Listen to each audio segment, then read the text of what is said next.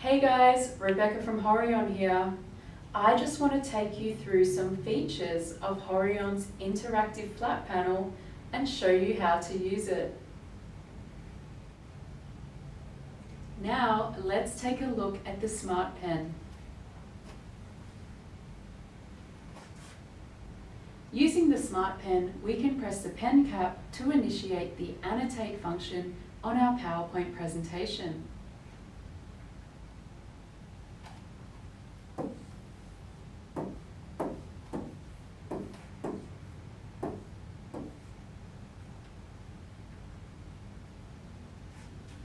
If we long press the pen cap, we can initiate the spotlight function. This enables our participants to focus on the important content of our presentation.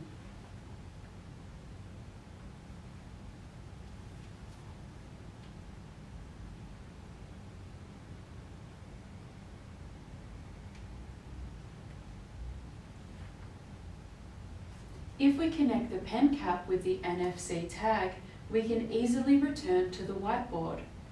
Touch it again to return to our presentation.